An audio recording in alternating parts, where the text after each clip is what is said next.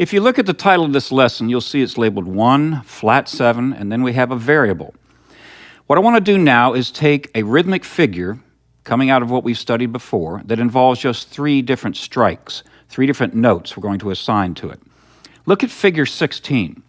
Now at this point you should be pretty well versed at how to count these figures and understand the 8th note grid. If you don't, go back and study what we had in part 1. The figure in figure 16, the rhythmic figure, is as follows. 1, 2, let 3, 4. 1, 2, let 3, 4. Let's just practice playing that against your jam track, number 9, which is a slow blues. So the pocket is 1 triplet, 2 triplet, 3 triplet, 4 triplet, 1, 2, let 3, 4. Just like that. Make sure you can do that. Okay.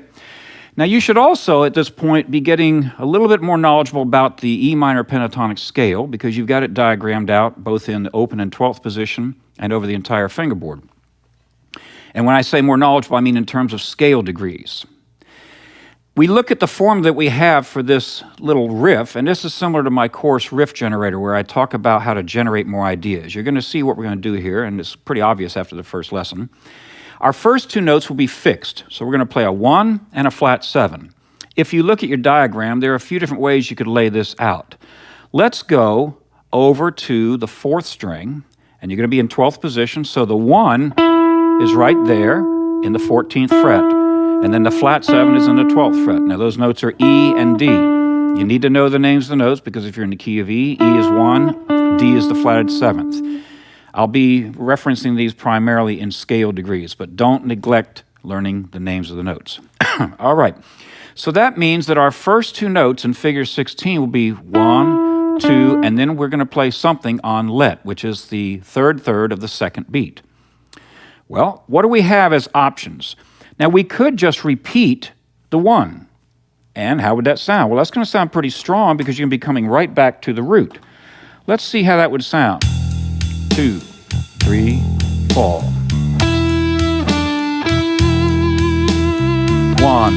2, let 3, 4. Now this is very elementary, but you got to get solid on these things, and I'll show you how to build some ideas.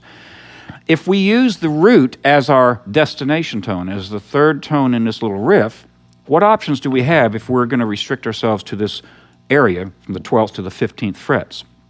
Look at your E minor pentatonic chart. How many 1s are available? Obviously the 1 we just played, because that's what we started with. But we could also have gone... Now that poses some unique challenges technically. If we decide to go... You could reach across with your 2nd finger. Or you could have started the riff off in a different fingering. 4th finger, 2nd finger, and then 1st finger. I call that assigning 1 finger per note in whatever you're playing.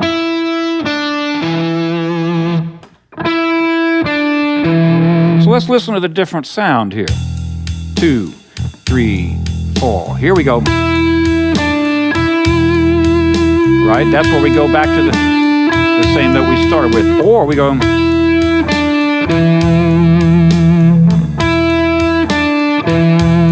We have another option. Look at your diagram of E minor pentatonic. You've also got a root up here. Okay, so what happens if we decide to finger it 3rd finger, 1st finger? You don't want to hop because it's awkward. You can't get legato. You might encounter a lot of string noise. So let's use a different finger. And what's good about exercising things this way is that it forces you to just look at possibilities. And I'm really into that, in case you hadn't noticed. So here we have the E with the 3rd finger, D with the 1st finger, and then you're going to reach over with your 2nd finger. Now that does some wonderful things because your 1st finger then becomes a dampener for those notes, which means you might want to rake into it. 2, 3, 4.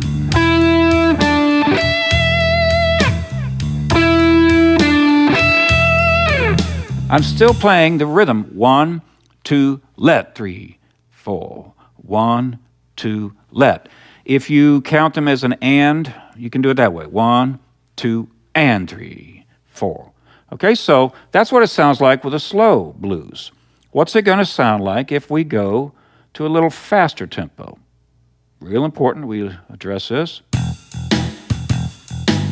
So now our tempo is 1, 2, 3, 4. 1, 2, make sure you can play your figure.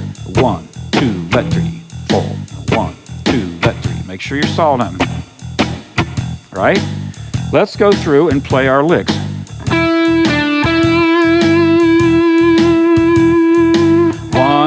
let 3, 4. 1, 2. And notice how, excuse me, it's kind of nice when you leave another bar open. It helps the music just settle in, and you're establishing more of a melodic theme. It's not just a whole bunch of serious shredding here. You're trying to establish something that's memorable, and it sounds like a horn kick. That's probably the best way to get a handle on this, is you want to establish a part, something that can be a theme. That was going back to the root, right? So here we go. We're going to go 1, 2, let 3, 4, 1. So we can let it sustain if you want. Or we could go down from...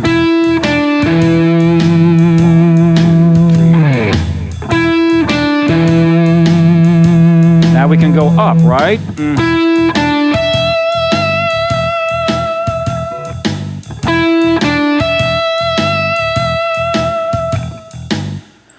That was just raw riffs in the sense that the only clever thing we did at one point was that if you wanted to sweep up to it, right? Okay. I'm going to throw this at you because you're already probably saying this looks like a pretty elementary course. And especially if you've already got a handle on playing some lead, you know minor pentatonic, you're probably not seeing a lot of benefit of this. But if you start saying, I'm playing in a blues situation or rock situation, shuffle situation, and I'm sort of restricted to the minor pentatonic scale, sound-wise, what can I do to get creative? You're limited, and in this case, you're limiting yourself to just 2 different pitches, the root and the flatted seventh. This helps you ear training, but also it helps you explore approach notes and certain techniques. Now watch what I'm going to do. This is branching out, and I'm going to give you a little seed here that will apply and we'll sprinkle in. I probably won't do this with every single lesson. I like to throw a concept out, and then as I implement it in the playing, you'll see where it came from. So pay close attention on this. Let's say that I'm playing, and I'm going to go back to the root, the same root that I started with. 1, 2, let 3, 4. What can I do to spice that up? What are the options that we have as guitarists? Well, I can play a grace note. Now, a grace note is a note that borrows time value from the principal note, meaning if I decide to use this quick little grace note hammer-on of the flat 7 back to the 1, I'm still viewing the 1 as my destination tone. Therefore, if I go 1, 2, let 3, 4, I've got a little variation. Let's go back to the slow blues, because it's probably going to be easier for you to get a handle on that, and you got to stay in the pocket. In the slow blues, be a little more challenging, right? All right, now listen what I'm going to do. 1, 2, 3, 4. 1,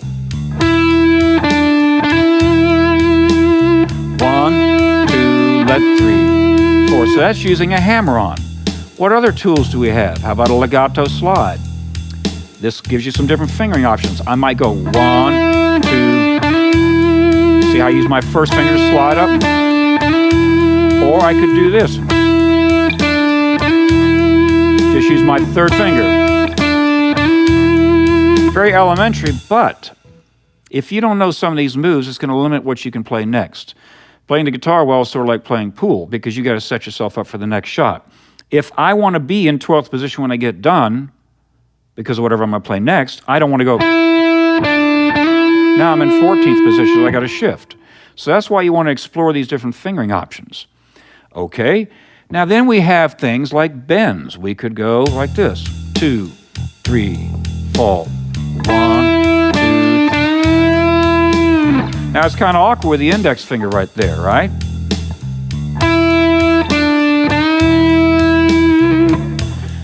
Let's take those same notes, because you don't want to bend on the wound strings. It's not so effective. It's not so effective, right? Let's move that same riff over to the 3rd string. Look at your second E minor pentatonic diagram. You will see that if you look at the 1 and the flat 7 that you were just playing, all you got to do is go down 5 frets and over to the 3rd string, you have the same pitches. Now I've got the same lick, but because I laid it out in a different place on the neck, it makes it a little more practical if I want to throw that bend in there, that grace note. 1, 2, 3, 4. 1,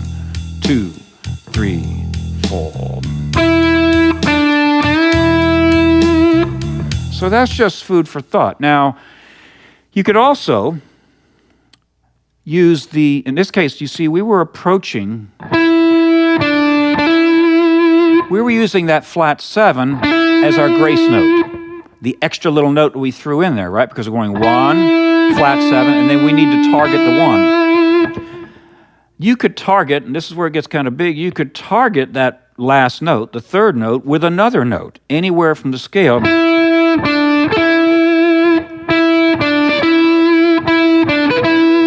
See, I'm using hybrid picking, so think of all the other notes you had that you could throw in right before you hit that third note, which was the root. But let's just kind of narrow it down this way. I know that probably thought, uh-oh, here he goes again. He's like an open fire hydrant. Let me have just a sip.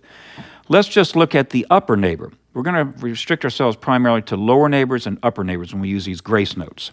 Therefore, here I have the E, D, and I use the D to the E, the flat 7 to 1 move, which was my lower neighbor, the next lowest note in the scale. The upper neighbor would be the flat 3, right? So, now you could sweep that, because we don't want to spend a lot of time on it because it would change what our rhythm was. Or you could put it on the same string.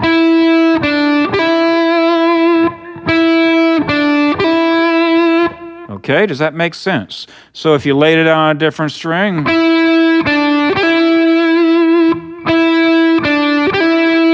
can play the same thing over here. Right? I can play it all over the neck. That's laying out all 3 of the notes on one string. Or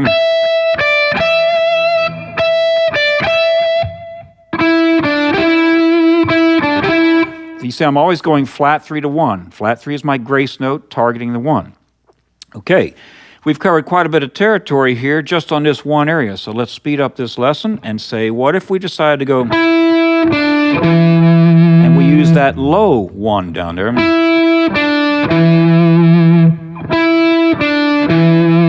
All you need to do is see the lower and upper neighbors, just as a starting point. Here's the 1. You can see in your diagram the lower neighbor is the flat 7, the upper neighbor is the flat 3. So if I decide to go, right, I could hammer on, I could pick it real fast, I could slide up to it, I could bend, so I could go. Now that slow bend sort of detracts from what our rhythm is, because we want to stay strict with 1, 2, let. So that's why a quick grace note's better than a slow bend.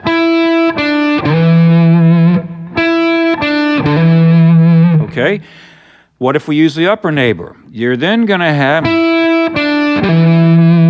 you see what I did? I still have these 3 notes. That's my riff. 1, flat 7, down to the root.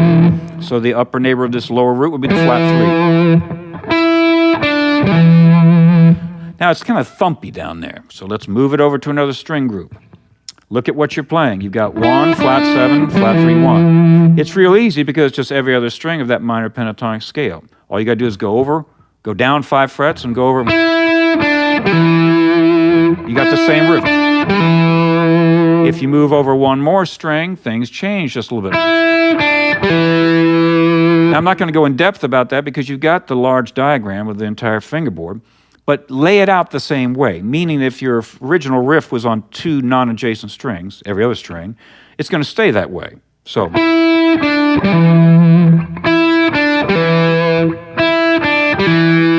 if you see, I'm taking a riff that was restricted, we should say, on just these 3 notes, rhythmically. And then first 2 notes are fixed, 1 and flat 7. Okay, now then what are we going to do? We're going to look at the variables of the third note. So far, we haven't even gotten anything beyond the root. We just looked at possibilities where the root was the last note and then explored lower and upper neighbors as grace notes for that third note. Okay, let's go to a different place. Let's say we go up. Now, we talked about sweeping into that. That's kind of stylish. It's cool, you know. What if I decide to use the lower neighbor of that note? The D, the flat 7, is right there, so I go. It's kind of awkward to sweep it like that. You know, it doesn't seem to work quite as well. In this case, we might want to just lay both notes on the same string, so that would end up looking like this. These 2 notes don't move.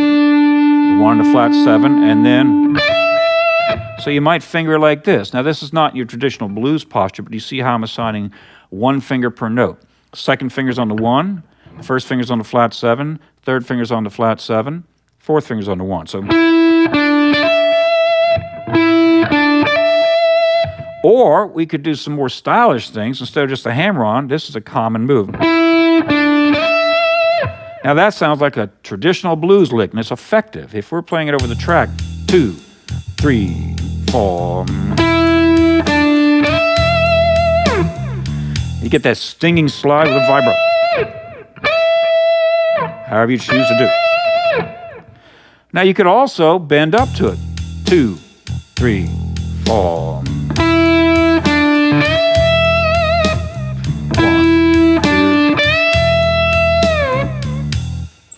Do you see how we're getting some options just on this first 3-note group? Okay, you could also use over in the first ring. That's a little awkward. But you know what? You want to start practicing moves at home where it forces you to finger things differently. It plays you into different areas. One way to break out of ruts is just to force yourself to use different fingerings. So I might, for practice, say I'm going to go. I might use slides as much as possible, make it real liquid. And use different fingering. You see how I just explore all the different fingerings? That's a great way just to start seeing. Those are just octaves. So it helps you by just limiting yourself to a couple of different notes. Well, let's look at the upper neighbor in the higher register of the root. So that's a G. This is going to sound real traditional. Here we have, it's a good lick, isn't it? 2, 3, 4. 1, 2, left, 3, 4. We're still adhering to our rhythmic architecture. We're locked into this rhythmic figure, figure 16. So that could also be in different places, right? You could go.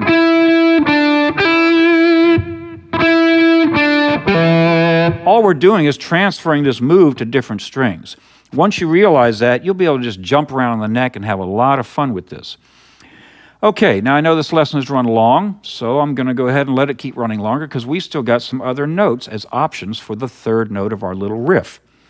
We used the 1, which was already in the riff. It was a starting note, right? We're going to limit ourselves to the minor pentatonic scale, specifically the E minor pentatonic scale. So that means that if we're going to use a different note, I mean, you could go, you could hit the flat 7 again, okay? And explore that, because here's how you can get some cool ideas.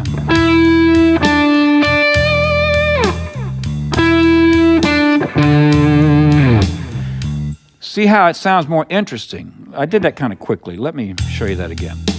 If I decide to just hit the flat 7 as my third note, I'll be doubling that note, right? If I play it in the same octave, it sounds like this. 1, 2, left, 3, 4. But if I decide to go,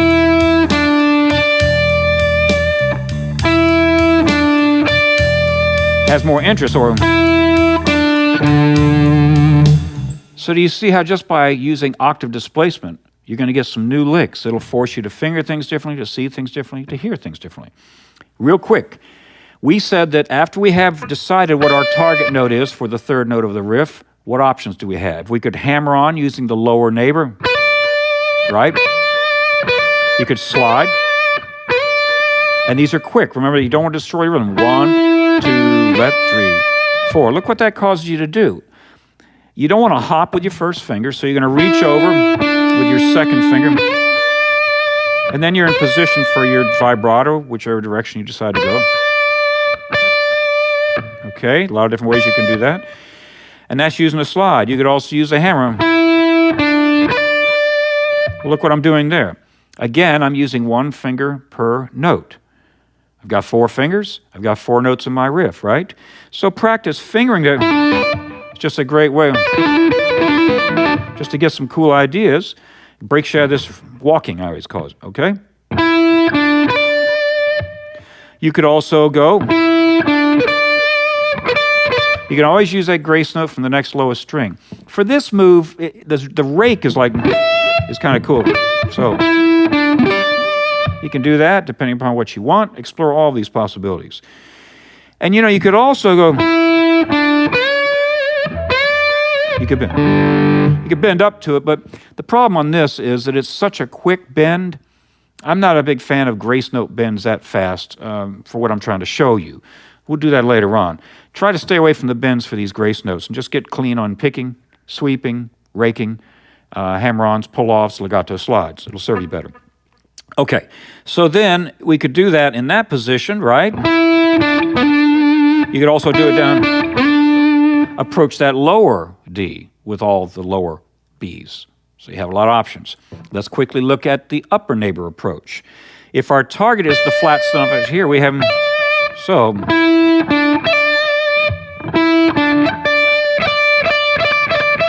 can do that. Now, I will tell you that a pre-bend release seems to work really nice there. If 2, 3, 4. 1, 2, triplet. You see? Because one reason it's working better is it's only a major second bend, 2-fret bend. But you got to be clean on your pre-bends.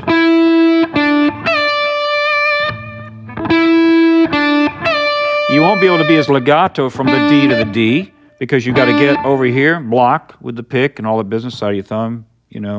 Watch my videos. I'm always into that. I'm not going to explain it right now. Okay, so that helps you set up for that pre-bend. If you decide to use the pull-off, you're going to lay it out again on the 4th string and on the 1st string. If you're getting lost, I could understand because I'm going a little quickly here, but just rewind the video and just stop and grab what I said and then make sure you can play it. Then before you move to the next variation I'm showing you, make sure you see it on the diagram, on the fingerboard, and you get thorough on all this, okay? So that's using the upper neighbor of the flat 7, if that is your destination tone. Well, let's move on. So we've covered using the root and the flat 7 as a destination tone. So in this case, we haven't introduced a third different note, have we? In minor pentatonic, we have 5 notes, obviously because of the name, and it's root, flatted 3rd, 4th, 5th, flatted 7th. What if we decided to use the 5 as our destination tone? Now, that's a really good candidate because the root is your strongest tone, your 5th is your second strongest tone. Now, you know that from playing power chords, right? And I've talked about it in a lot of videos, and it's just a fact in music. Let's go back to our original riff. The 5's going to be below it right there. Let's play along with the track. 2, 3, 4. 1,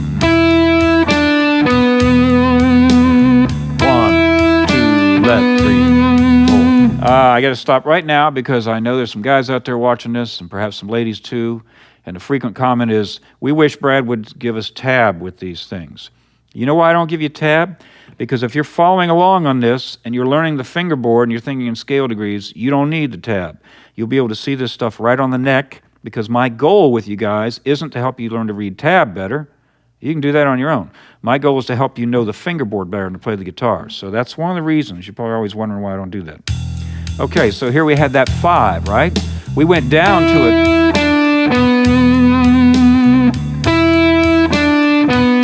We could go up to it, right? On a number of places, so all over the neck. Real quick, because I know this lesson's gotten long here, and I didn't want it to get this long. What are your options? We have a lower neighbor and an upper neighbor of the 5. What's the lower neighbor? The 4. So if we decide to do that, 2, 3, 4.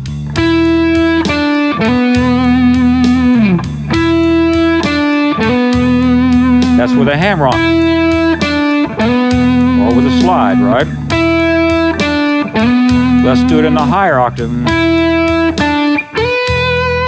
Or hammer on. Makes sense? And if you want to try the grace note bend, now it falls right on your fingers. But the way you're lining it up rhythmically is still 1, 2, let 3. That's just a very strong rhythmic figure. Most people learn how to play lead by learning some solos, right? And they develop their vocabulary by learning a few key phrases and riffs and things. and they don't study it from the inside out like this. They're not aware that what they're doing rhythmically may be a quarter and an eighth and all this business, right? And then they get these rhythmic figures under their fingers and in their hands and their ears, and in a way, they've got a vocabulary, but they've learned the vocabulary sort of like they learned how a word was said with just one inflection. But then that word could be said a lot of different ways. You know, you go anywhere around the U.S., you're going to hear the same word said a lot of different ways, different accents, different drawls, different rise and fall of the voice. Liken that under what we're doing here. You could have learned a blues riff. It was da, da, da. And it was this rhythmic figure. But you learned it on face value. You learned the notes and the riff all together, the rhythm, and then you plugged it in. Maybe you learned how to play it in some different keys. But the problem is you never took it beyond that. Studying the way I'm showing in this course will help you assimilate things based on the rhythmic architecture. That's the format, the protocol of any kind of music, especially in the shuffle stuff, because you want it to sound like a horn section, right? You want kicks.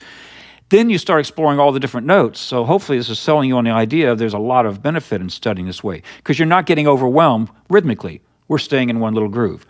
All right, so we've gone along here and looked at using the 5 and using the lower neighbor of the 5.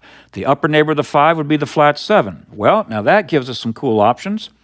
2, 3. If I decide to go like this,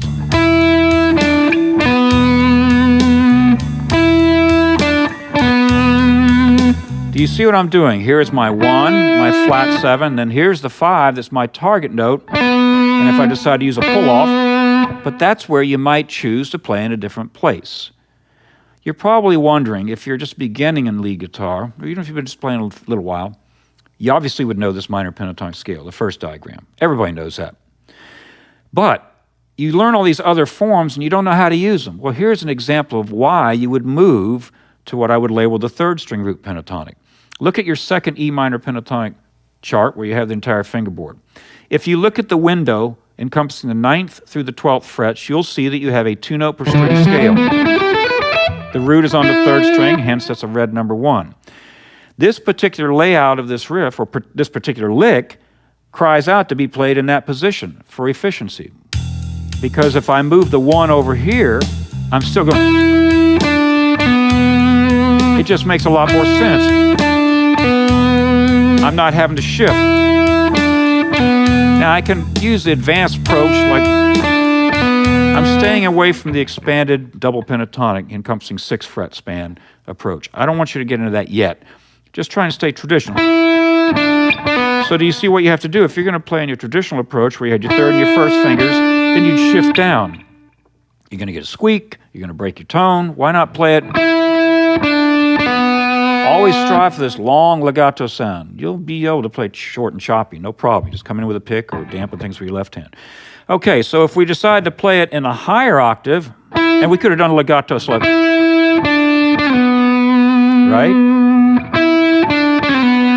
And that's just filling in the blanks with some chromaticism. I shouldn't have shown you that, but, you know, it's an option. What if I go... Well, look what happens. We're back into that same layout that we had before when we encompassed these 4 different pitches. Did you hear that just then, how the 4th string sounded, the open 4th string? Even though I'm quick at dampening, this particular finger, if I got to hop over there for this grace note bend, because grace notes are quick, that's not a very good fingering. I don't have time to dampen that 4th string. That's why I would finger it with my 4th and 2nd fingers. Now, you may not have your skill or your technique together where you're strong on your pull-offs, and that's a bit untraditional in fingering, but do you see the merits are that then my 1st finger cleanly dampens that 4th string, and I've got time to get back over for the vibrato. And let's say I want to slide. Then I got to slide on my little finger. If you're not using the little finger much, here's an opportunity. Or you could go, whoop.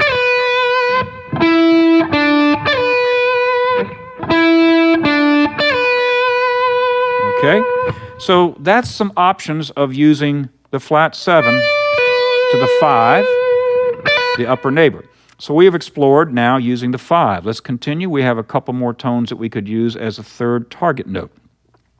What if we decide to use the flat 3?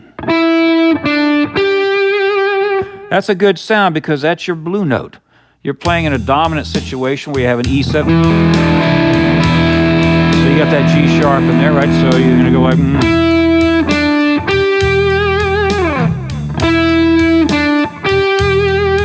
Good riff. Let's use an upper neighbor as a...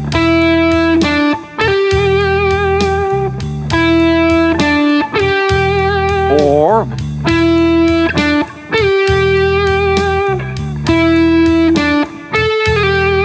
Now what I did there is sort of bent the time, and I kind of went out of our strict da, da, da. Okay? So I just wanted to show you how just a little bit of... If you just slow down a little bit, you're suddenly not in that same rhythmic framework. There's nothing wrong with that, but we're trying to stay strictly in one groove here. Okay, so that was using the flat 3. What if I decide to use the higher flat 3?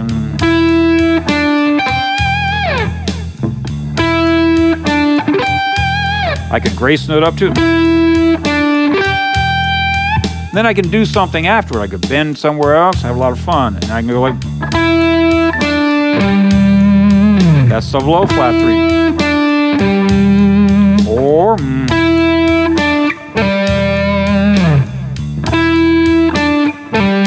Does that make some sense?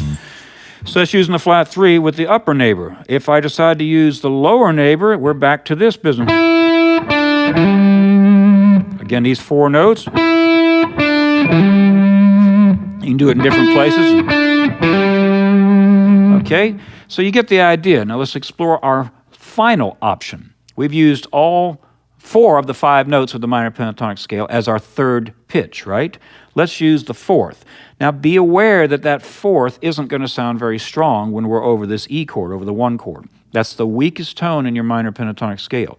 But where it's going to serve you is if you're playing a blues and you're over the 4 chord, you're still in your E minor pentatonic, for example, but you're playing over an A chord. Then it's home base, because remember, the numbers are actually going to change when you go to another chord. So here, where are our 4s? You look at your diagram. You got a couple of them right there, so let's see what that would sound like. 2, 3, 4.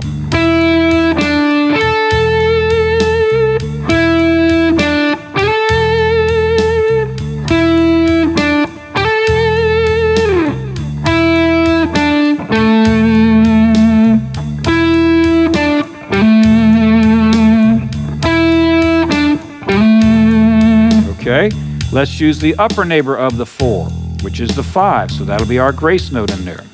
I was just showing the flat 3, so if I go...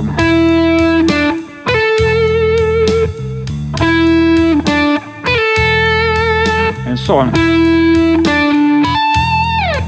And you see how I just jumped? You can do things... Just radically jumping. If you know the entire fingerboard, you can get pretty interesting. I'm just playing over a blues here.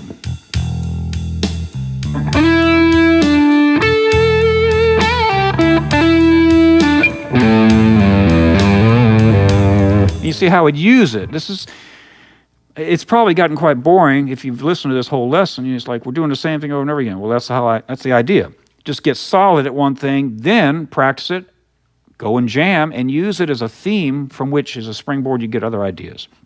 All right, I don't have any idea how long this lesson just ran, probably half an hour, maybe longer. But the point is, you should be quite well versed at the E minor pentatonic scale in terms of scale degrees, and you have seen how we just took rhythmic figure 16, 1, 2, let, and we approached it as a framework and just plugged notes in. The first 2 notes were fixed, the 1 and the flat 7.